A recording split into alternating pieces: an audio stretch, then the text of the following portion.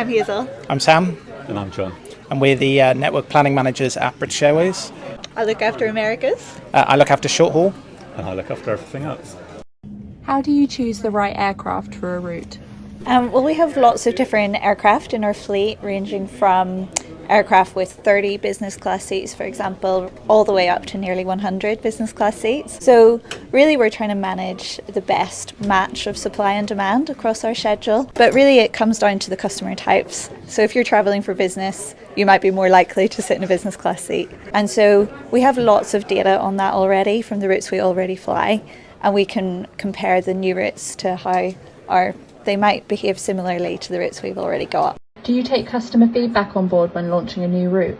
Absolutely. We get really good data on what our customers want to do through all of the data sources that we use when we're planning new routes. But actually, to add more colour to that, more depth, it's really, really useful for customers to tell us what they really want. Things like what schedule timings work. It's the sort of thing that feedback really is really helpful for. Which is your favourite route in our network that you helped to plan? I've got so many, all of them.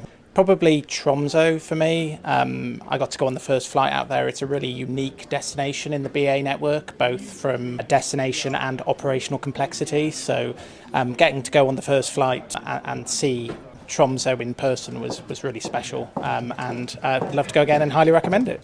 How do long haul and short haul teams work together? You go for me? No, you go for Okay.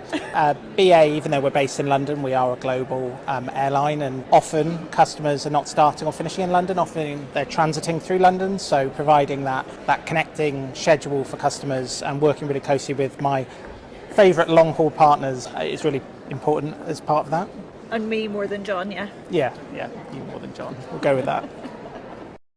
What actually goes into launching a new route? For us, everything starts with our customers. Who are they? Where do they want to go? Why do they want to go there and when? That really then dictates what shape of schedule we deliver. Do we use an aircraft with a lot of business seats or one that's more set up for leisure customers?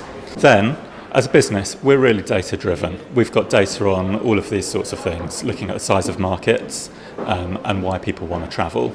We then work with internal stakeholders, so cargo is a really important part of our business. We also then talk to external stakeholders like the airports that we might be flying to, the local tourist boards, business communities, to try and put some of that colour and depth behind why people actually want to fly there. And then last but not least, can we actually operate the routes? Can we get slots at the airport? Can we get an aircraft that is suitable at the right time of day? How do you plan for the more short-term reactive changes? Things do change in the airline industry quite a lot, and sometimes that means near-in changes to our schedule. When we have to do that, the first thing we do is try and consider how many booked customers we have across the network and how we can disrupt as few customers as we possibly can, working with colleagues all across the business to try and do that. Do you get to actually visit the destinations? Sometimes, as we look for new places to fly, sometimes it's really important for us to go and visit those destinations. I've been lucky enough in my role to visit lots of places that we've subsequently launched, such as Tbilisi last year or Guernsey earlier this year. Really interesting trips, and it's really great to see the market we're going to serve. And if it means I get to go on a plane, even better.